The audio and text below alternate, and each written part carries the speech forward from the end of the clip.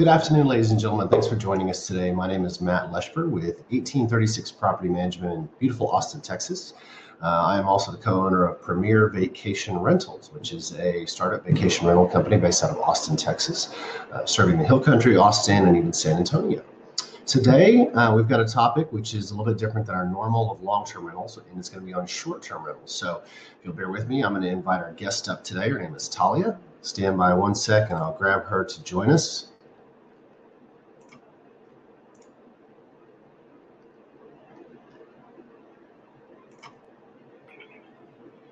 Hello. Talia, thanks for joining us today. Happy to be here. Good to see you as always. So I've got some notes today. We're going to go down a lot of things. We do these crowdcasts just for our watchers today. We do these about once a month, typically on the first Wednesday of each month, and we cover a variety of topics. So if you're interested in real estate investing, whether it's short-term, long-term, if you're interested in maintaining rental properties, how do you get loans for them, or do you purchase them, anything under the sun, we try to cover every topic we can for you guys just to make it beneficial and inform you guys as consumers so that we can kind of share the word on what we do as well. If you have a topic that we haven't covered or something you find interesting and you want us to look into it, feel free to email me and I'll put my email on the side once we get going here. Also, if you want to be notified of upcoming webinars, Crowdcast, I'll place the link for our Crowdcast channel on the chat bar as well, and you can go there, sign up, and you'll get notified whenever we have new Crowdcasts coming up. It's a great platform, not just for our company, but for all others, just for you to find information being dispersed out there. So everybody knows about YouTube, but Crowdcast is a really interactive way kind of to get with your consumers directly. So Talia, thank you for joining us today. Tell everybody a little bit about yourself, if you don't mind. I can read your bio and everything, but it always feels better when it comes from the heart.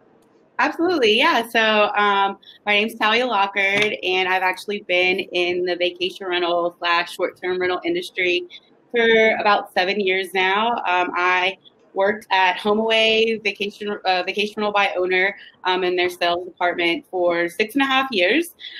Did every avenue of sales they had there. I worked very closely with property owners and property managers.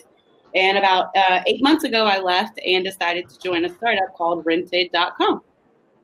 Perfect. So what does Rented.com do? How do they interact? What do they do for the consumer? What are their products? What is your role over there? Absolutely. So Rented.com, we have like 2 avenues. So, we really like to build relationships with managers. So that's property managers who manage on behalf of the owner. And what we do is we offer secure, guaranteed income to owners and help them find the right managers for them. Perfect. So you know who the managers are. You know what the numbers are. Sound like a great resource for owners that are out there. Absolutely. So that's a really big part of us. And, when, starting this industry is a lot of owners want to get started on managing it themselves. And then they realize that maybe, they value their time a little bit more than it takes a little bit more time consuming than they thought it was. And you can go and Google Airbnb HomeAway management and the options are going to be endless. It's going to come up.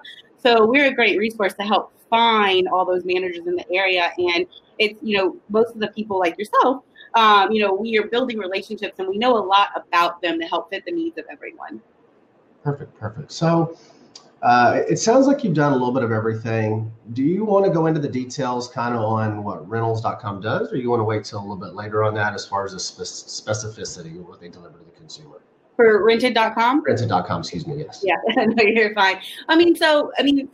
For an owner, so I'm assuming majority of the people on here that just have interest in the short-term rental space in general. So if you're an owner and you're really just looking at, how much can my property potentially make, or you're looking at investing in a property and you just want to kind of see what projections on what it would look like in the next year, we can help out with that.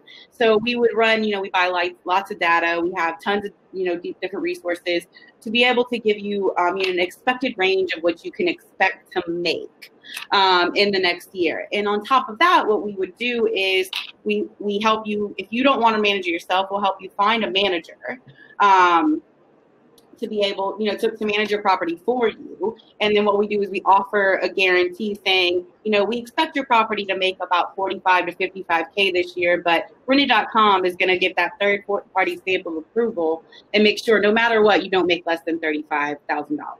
That's just numbers off the top of my head.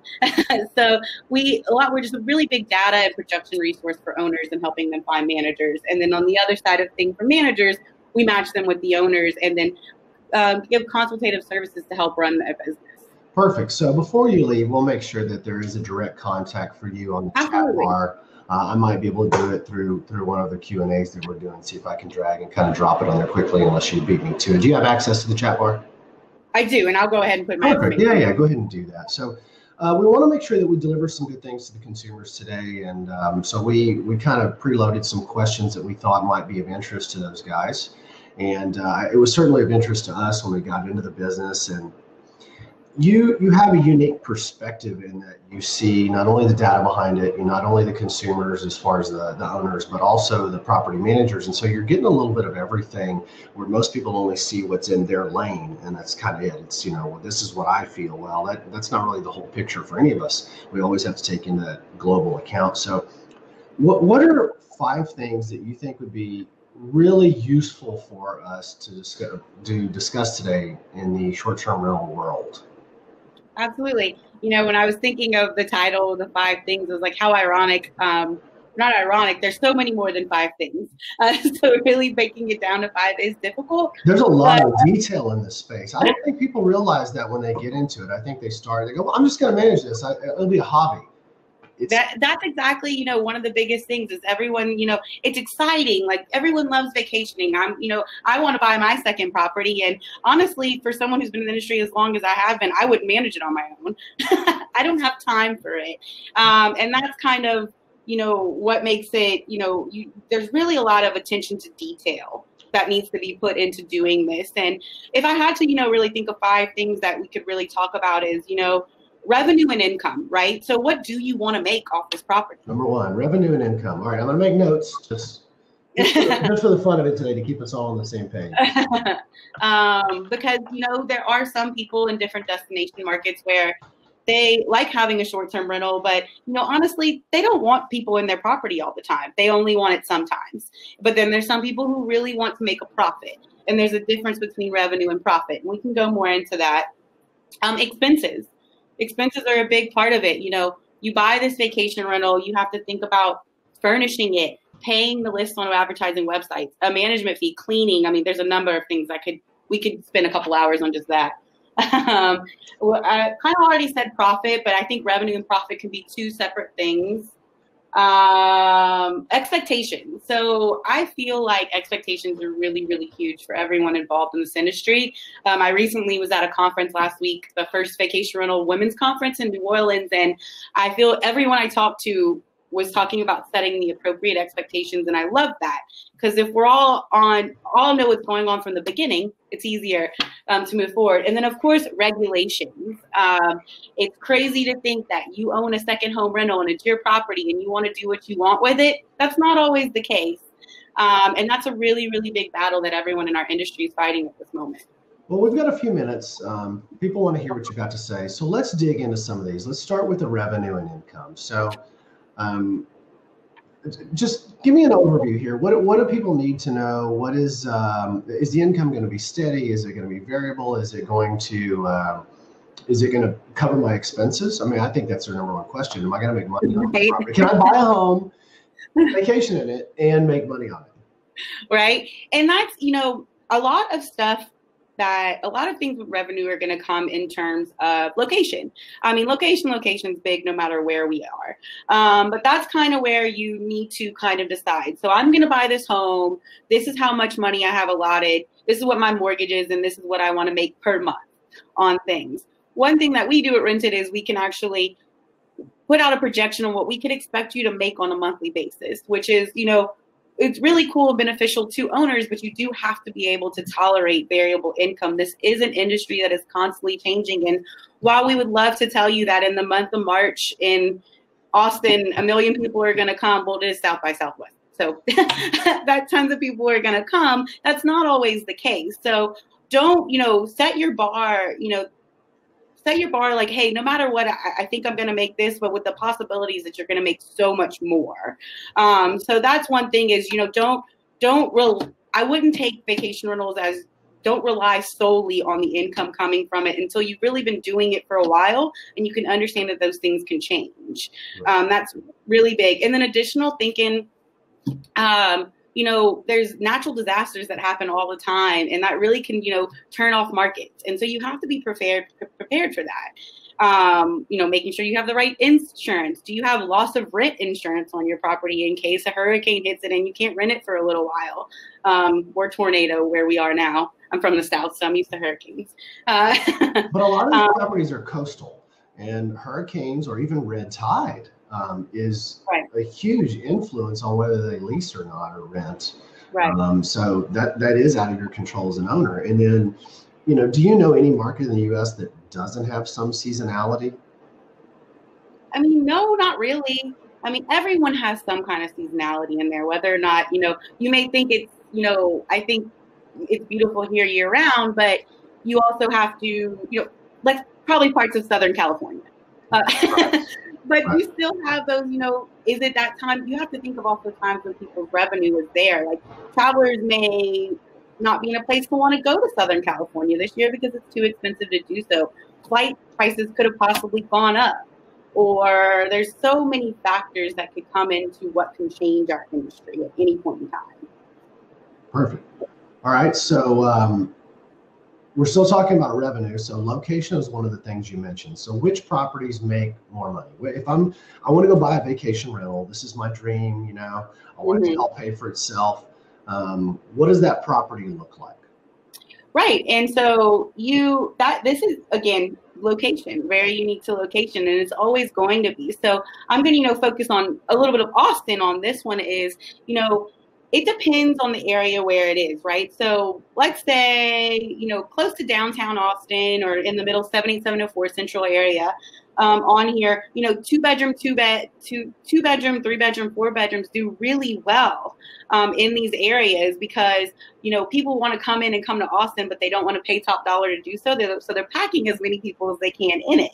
And that doesn't mean that you're going to have a whole bunch of party animals in your place. There actually has been like a study that the demographic of travelers is a lot younger now, just because they're finding more ways to be able to travel at a younger age with their friends. So it could be, a whole bunch of business professionals around, 30-ish, me and my husband and our friends will go, 15 of us somewhere because it's a cheaper way for us to be able to go see the city and we don't plan on being in the house that much.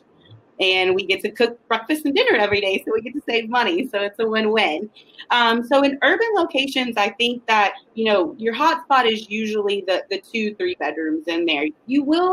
There are places where you will be able to get, the 1 bedrooms and the studio apartments really booked, but I would expect a much, much lower demographic of traveler in there because they're, if someone's coming, or maybe a business traveler, right? So whenever I travel quite often, and that's the only time I need a studio or a 1 bedroom, unless the 1 bedroom sleeps 4 people in the living room as well. Right. Then you get to beach locations where those 1 and 2 bedrooms, they do, the 2 bedrooms do okay, but the 1 bedrooms, whoa, who goes to the beach by themselves? Right. Not many people do. Not consistently, not the width of right. Not consistently. So the 4 and 5 bedrooms and, those bigger ones where you can put more people and have more amenities in them really help. I really think when the smaller bedrooms in urban locations are really, if that's what you have, cater to business travelers. That would be the best thing. And that's kind of one of those things where Wi-Fi is absolutely something that you have to have in your property because if a business traveler is coming, the last thing I want is to check into my vacation rental and then have to find a coffee shop. Right. Well, it's available everywhere. It's almost a requirement, in my opinion, for anything short term. So, in the long term game, you're not going to include a lot of those things. But boy, you cannot get away from it in the short term. You won't be desirable at all.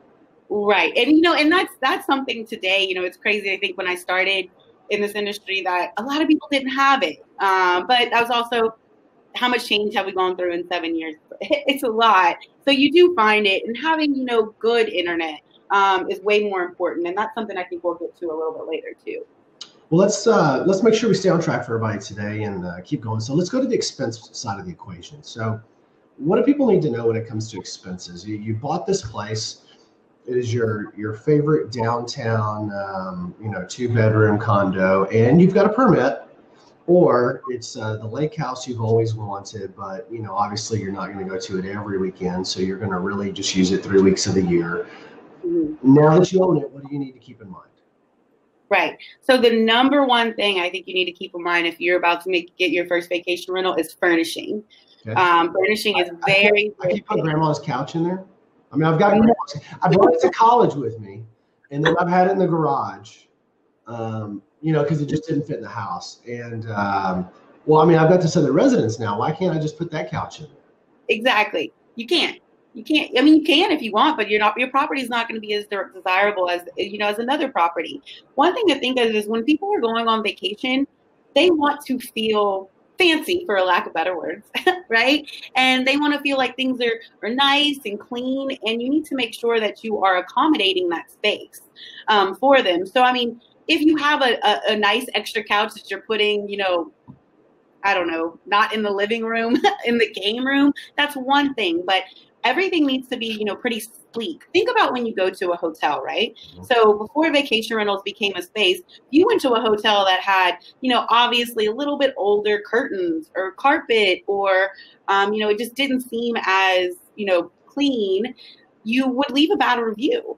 But when you go to those hotels, even if it's one of the cheaper hotels and you walked in and everything was white, pretty, someone, it smells good. Think about this as making someone fall in love with your place, love at first sight, right? So when somebody walks in and really loves the way that your place looks, and they feel very welcome, and they feel like, oh man, I can't believe I get to stay here for a while, you're basically planning out the rest of their experience for them. If they walk in and they, something smells or just something's not aesthetically pleasing to them, that's whenever they're going to go, and that's going to be the trend of the rest of their time. And one of the biggest parts of our industry is guest reviews. We are a hospitality business, and we really, rely on having people continuously come and stay with us. And you want to make sure that their reviews, really show your brand of everyone else. And you want to make sure they continue with that the entire time. So furnishing is a big thing. I would always allow for that in your budget. One good thing about partnering with property managers is, while you still should expect to have to pay for furnishings yourself, a lot of property managers have connections, or they can tell you different places that you can go. Like for at rented.com, we have a couple different catalogs of people that we partner with, and they have like packages you can buy. So if you're like, man, I really don't want to have to pick, this towel, this rug, you don't have to worry about that. We can give you examples. Another big expense that people are not big expense, but that people are very shocked about are utilities. I mean, in the long-term rental game, you don't have to pay for your utilities. In the short-term rentals, most of the time you do. There are some managers who take it on, and it really just depends. But in my time, I've seen more often than not that managers don't. So, when I'm saying utilities, electricity, water, all of those things, I don't think that, now where we are today, I don't technically think you need cable, but if you have a Netflix, Netflix or Hulu TV on there so that they can watch, there's something to be able to put on. But it's, it's not, the old cable packages aren't, they don't really need to be involved. How many of us actually have cable in our house, in our regular house today? And that's kind of where it's like saying, make sure you have the Wi-Fi to be able to fit that capability. Right. And that's kind of, that's the main things I would say with expenses on there. And when it comes to maintenance on the property, just like as if you were buying a house for you to live in, I bought my first house 3 years ago, and I was not prepared for the expenses that come along with a homeowner. This is going to be the same thing no matter what.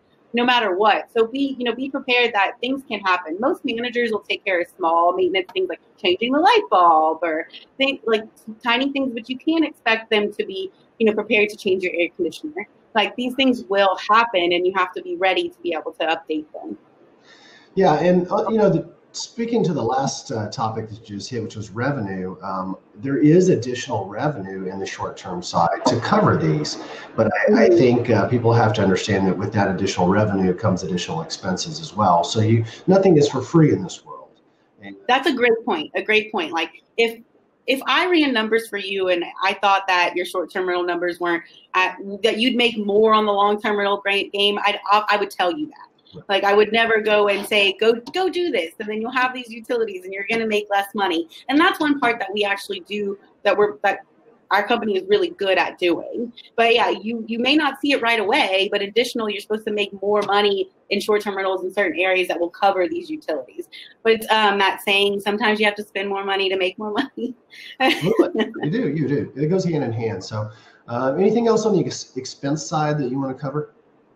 No, I mean, the only other thing that I would cover on expenses would be, if you are determining on going with a manager, there is a management fee that will be involved. Obviously, they have to run their business, and there are various management fees out there. And that's just location, what they offer. So if you have been managing your property, say for a year or two, and it's not something that you can control anymore, or that you want to control anymore, and you want to go with someone else, have the expectation that they are going to have, a 15 to 25% management fee on there, and that, that's for them taking on majority of the stuff for you with there. So I've had some owners that have come in, and it's like the fee wasn't a thought in their mind. It's like these people still have to make money.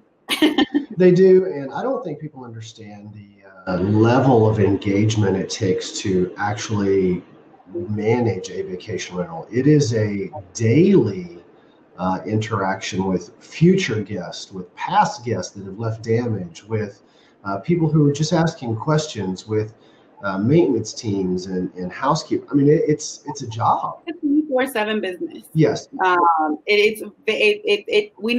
Our business doesn't sleep. Right? That's guest experience. Hotels have concierges that are there for 24/7. We have to somehow be the same thing. Right. And guests don't arrive in town exactly at 1 p.m. and then you're all rested too. They're arriving at 9 p.m. and wanting to check into that room or that house at 11 p.m. And goodness, if the key doesn't work, you're in trouble. Now, I am that guest that has multiple times shown up later. And there's been times I couldn't get in my place and had to sit out there. Wow. And get some help. But the technology is making that a lot easier for everybody today. It is. It's just, I think that's a big consideration when people are looking at how much does this management fee cost me and is it worth it? Boy, I don't know. Do you want to spend the entire day going back and forth with people? Because that's what it amounts to. It's every day. It's not once a month. You're talking about people coming and going every few days. Therefore, those reservations, the money movement, it never stops. That's a really good segue to kind of the next thing we were going to talk about, which is profit on there. If you want to move forward with that. Let's go. Yeah, so I mean, everything we're saying is kind of why I'm saying it's a good thing to go. Profit, there's revenue, right? How much money your property makes. And there's profit, how much money are you actually making after all expenses are said and done.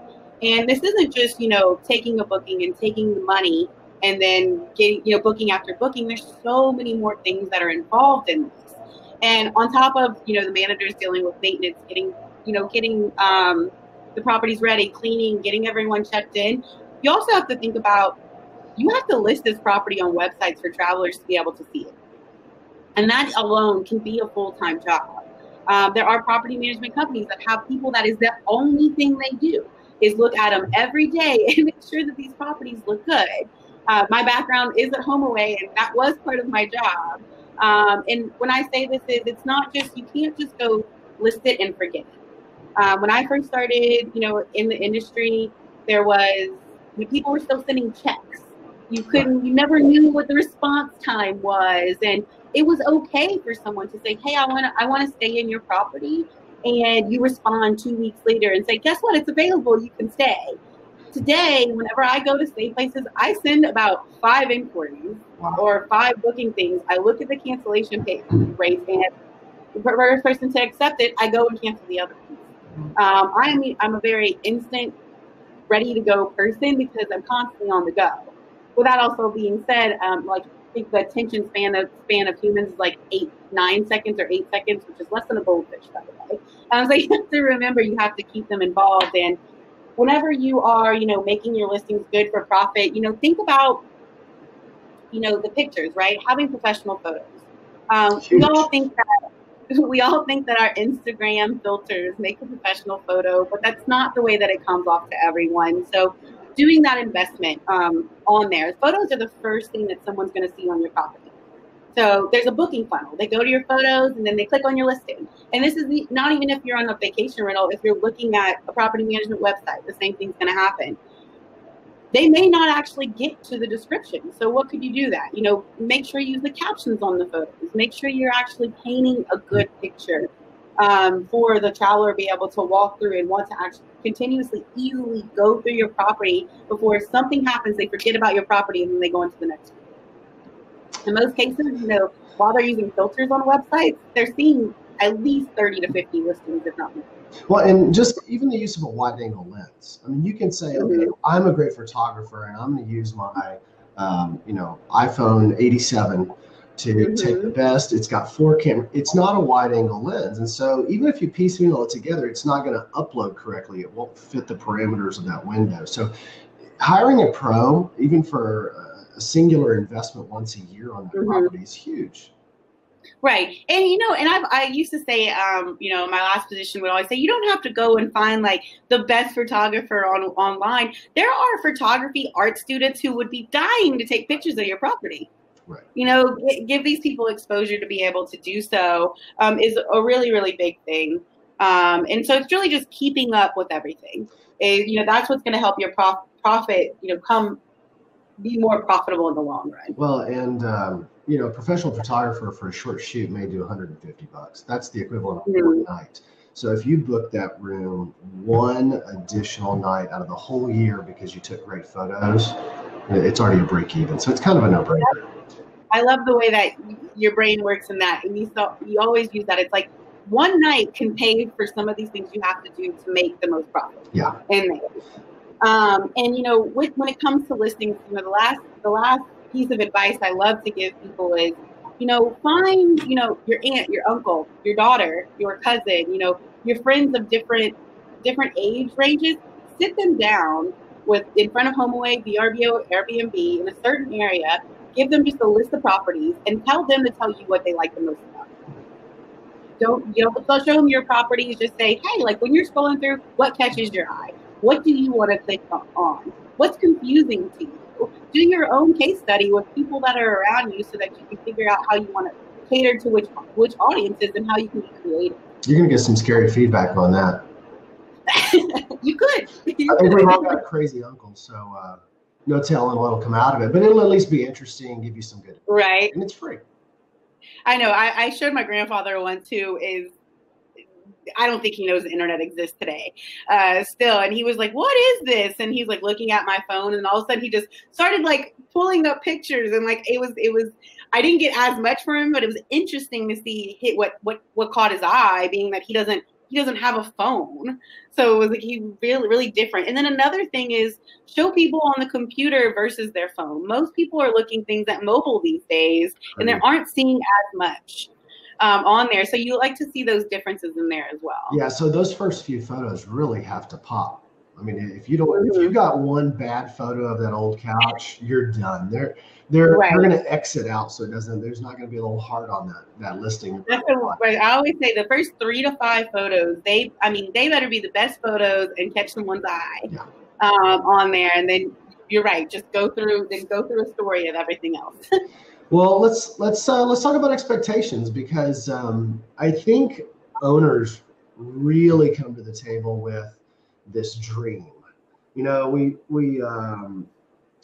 hear all these fantasy stories about how Susie down the street, they've got a house in Colorado and they vacation rental it, and oh my goodness, they're making so much money on that house. And you never hear the bad stories. It's kind of like Facebook. Nobody ever goes on there with top stories. They just go on there and tell you how great their life is. So I think a lot of people come to the table and they go, well, this is going to cost me no money. I'm going to buy this house. It's going to cash flow. It's going to be a dream. So what are the expectations that are real versus the fantasies? Right.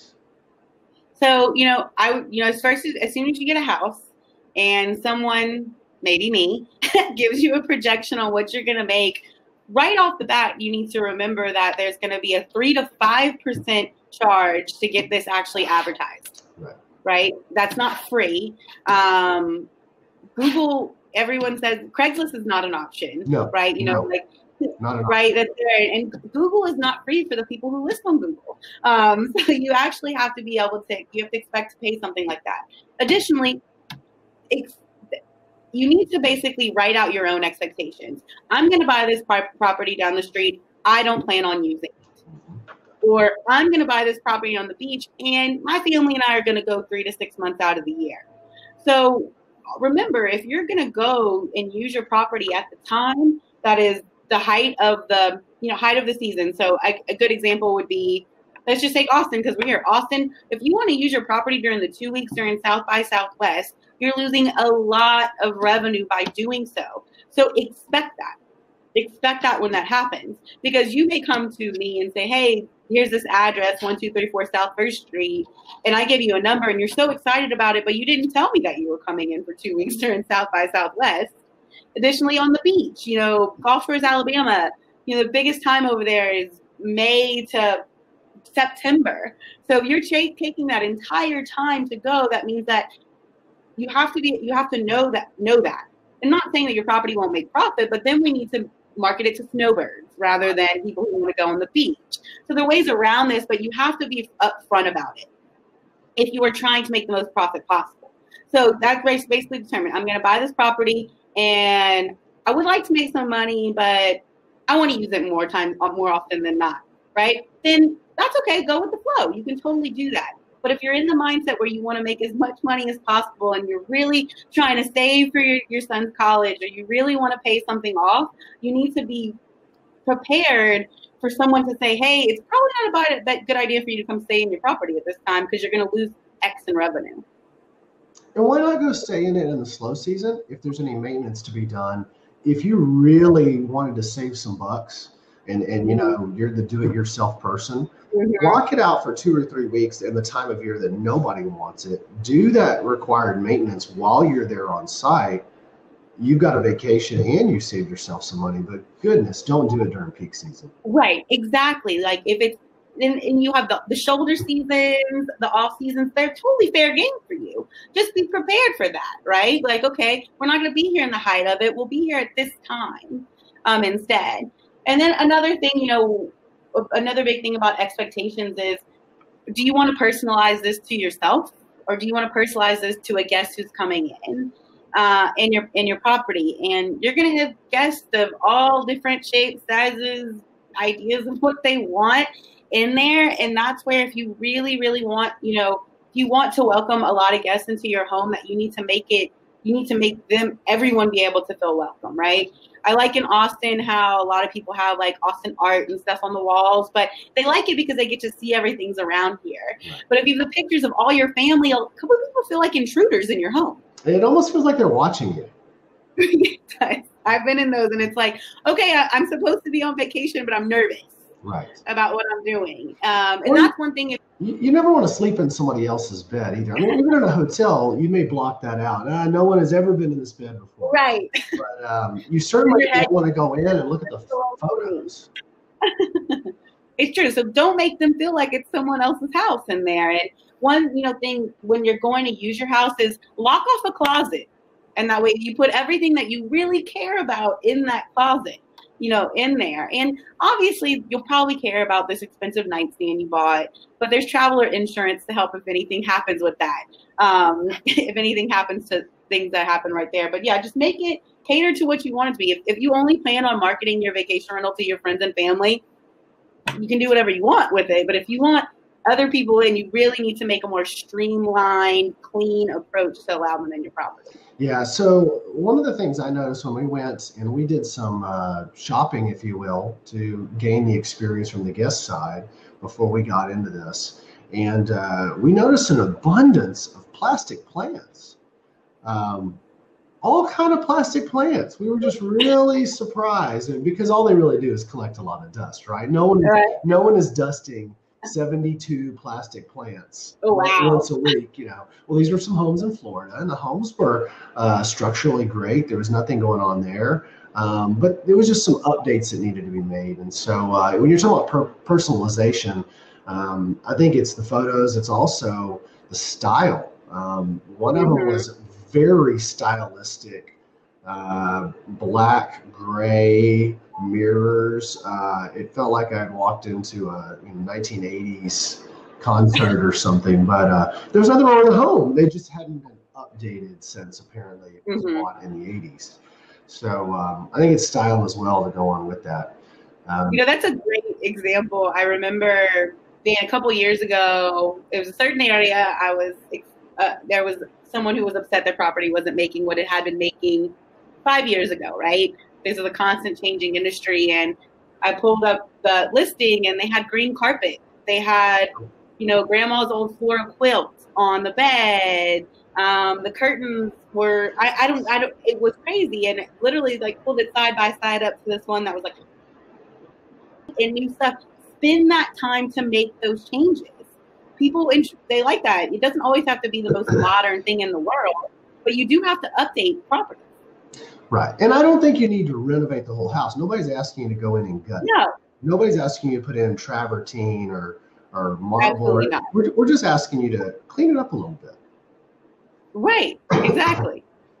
So, well, tell us about the next one. The next big one we've got on the chopping block today is regulations, which, we're in the city of Austin, and it's kind of a zoo down here when it comes to regulations. So I wish the state would step in, and I think Florida, the state, actually has stepped in, set some guidelines. So what are your thoughts on this? Because you see it from all over. I do.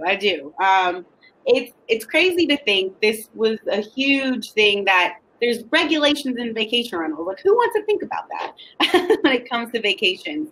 What I have to say is, when you're about to go buy a vacation rental or transition your long-term rental into a vacation rental, before you do this, look up your state and city's regulations, especially your city. And also, that's not the end of it. And all you have to do is Google Austin short-term rental regulations, New Orleans short-term rental regulations. That's going to come up, and you'll be able to read what's going on in there. Additionally, let's just say you looked up Austin. It told you that you could have this certain property in this certain area. If you have an HOA or a condo association, they can then knock it down.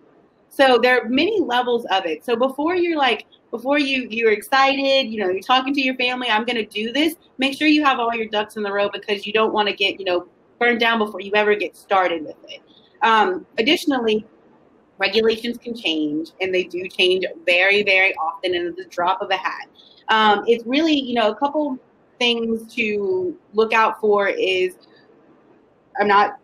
whenever a realtor is going to sell you a property and they tell you there are no regulations, I would really still look into that, because not all realtors are short-term rental. No, and it's just not wise. I hate to say that, being licensed myself, but you need to do some diligence. Right. And it's also one of those things, and it's no fault to them. Like, this is new. Regulations are rather new to our industry, and it's mind-boggling to so many people that someone can tell you what to do with your property. So always be aware of that, and always be involved in it. Don't just think that you can go list your property and, everything's going to be fine. A lot of people do this, but then you have to expect there will be fines that come if you get caught. And that's way bigger. Imagine if you spent, $10,000 after you just bought this property to furnish it, and a week later you have $1,000 fine. That's not something that you want to deal with. So I would really urge people to be as legal as possible when it comes to it. There's a company called Smart City Property Group that I can save in here as well. They're doing a ton of South by Southwest. Things about regulations, noise compliances, and stuff like that, that can help you to manage your vacation rental. If this is something that is, if you are very interested in that part of it makes you nervous, I urge you to go find a manager, because managers have to be on top of these things, right? They're running a business that is reliable on short-term rentals staying in place. And so what a manager will do is, a lot of managers may have devices in the houses that, can help to let them know if there was the noise is too loud, after too late, so that they can regulate it better. Additionally, I did a presentation last week, and it was a lot around regulations. We really urge managers to get involved in the community, and you can as an owner as well. It just, you also probably have a full-time job and a lot of things to do. But get involved in the community, get involved with the board of realtors, right? Let them know what's going on. Keep up pace with them. The tourism board, right? Let the tourism board know what the benefits of a short-term rental would be in the area.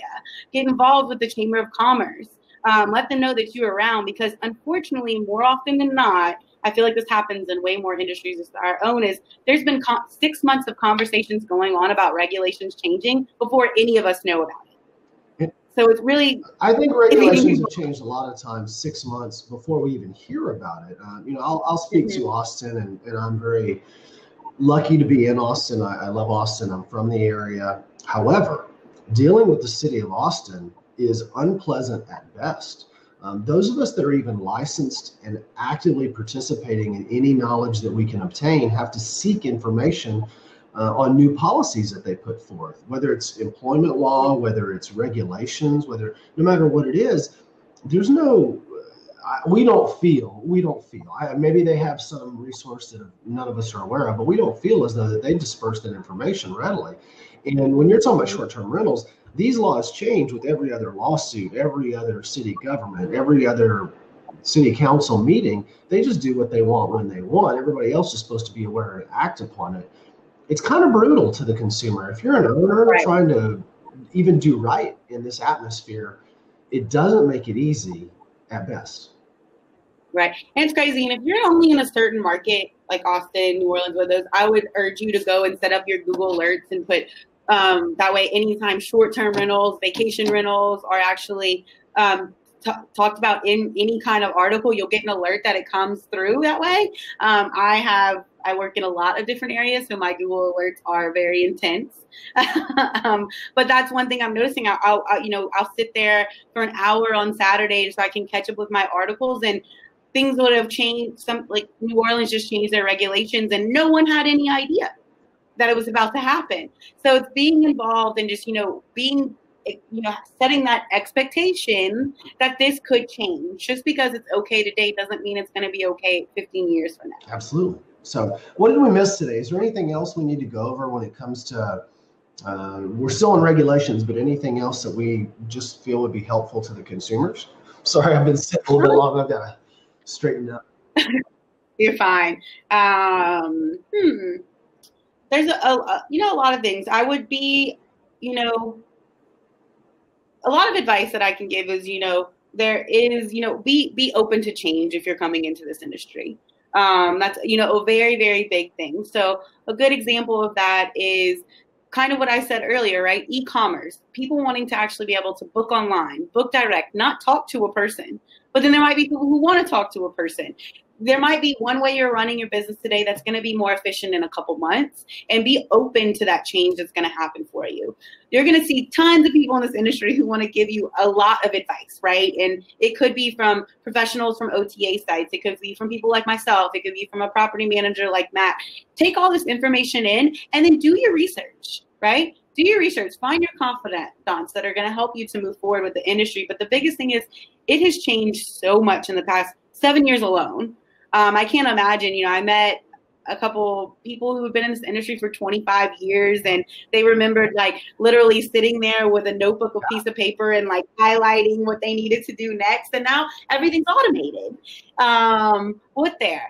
And then, that kind of goes to, you may think that everything in your property is perfect and there's no possible way that somebody's going to have a bad guest experience. They might, right? That's okay. That doesn't mean the end is over. Negative reviews doesn't mean a bad review on there. That means that gives you an opportunity to go in and make a change, right? And, most people are human. We're aware of that. But it's just making sure that you are open to that change when somebody comes and tells you something. So change. I could say that all day long. Yeah, you're right. The industry is moving quick, and you've got some big players getting into it. I mean, I saw some of the hotels getting into the vacation rental space in Europe, and I don't see it yet in the U.S., but I'm sure it's coming. Well, hotels, they I think for a long time they were fighting it, and they realized, this is a really good option. Other travel accommodations are a great thing to have in there, and we are going to see more big players come in the game. We're going to see them, and they're going to try and come in and make everything as streamlined as possible. But if people do like the unique experience of having vacation rentals, I still stay in hotels. So, I mean, even though I'm in vacation rentals, I I'm by myself, I say it, in the hotel sometimes, or depending on where things are for proximity. I kind of just look at my options and also think about it. Expedia, like on Expedia bought HomeAway 3 years ago. Vacation rentals now show up with hotels on the Expedia website. And we're going to continue to see that happen on, Booking.com. There's vacation rentals on it now. Priceline, I'm sure, is going to be right down the road. And then Google's trying to start their own thing. So Google's going to have crazy packages that go involved. So you will have competition, but competition is not bad. I actually had a meeting right before this talking about competition, and I don't think that's a negative term in this industry. I think it's just a driver for us to be the best that we can be. Kind of one of those things whenever you're on a baseball team and you and this other person are the best, you are working together to become better. And that's what we're doing. We're a community working together. We're not evil. Well, Talia, I can't say how much I appreciate you joining us today. You just bring a wealth of knowledge to the table from all aspects, whether it's from working in the industry on, this side, that side, or the other. It's nice that we have a resource of someone who can see all the different perspectives to be able to really give us a holistic picture instead of just what they do at that one moment in time. So I appreciate you joining us today. Guys, if you have any questions, Talia's email's on the chat side. Mine was on there as well. Feel free to post something if you'd like, any questions right now. And our next webinar is going to be Wednesday, April 3rd. We've got a few topics. We're trying to decide which one it's going to be. But if you want to get alerted, there's also a link on our Crowdcast 1836 property management there. So you can click on there, put your email in. It'll notify you anytime we do a new one. And you can also see all the back ones. So if you've got interested in those, you can look at those at your leisure. Talia, any last minute words? Just great to see you. No, it was great to see you too. Thank you for inviting me. Like I said, echoing my emails up there. I'm happy to answer questions. I met in a Lyft ride the other day a guy who's looking to buy a vacation rental, and I'm talking to him. I mean, I'm happy to answer what I can and what I can help out with. Just, really excited to be a part of this industry still and to be building the relationships like I am and be able to share my knowledge. Yeah, I think the dialogue is exactly the first step for everybody. So no matter who you talk to, everybody wants to buy a home in Austin or a vacation home in Austin. And really just having an open discussion is the way to get that started. Great. So, all right, well, have a great rest of the week, and I'll be talking to you soon. And everybody, if you need to get a hold of her, Talia at rented.com, and rented.com is their corporate website as well. So appreciate you joining us today, guys. No problem. Bye. Have a good day.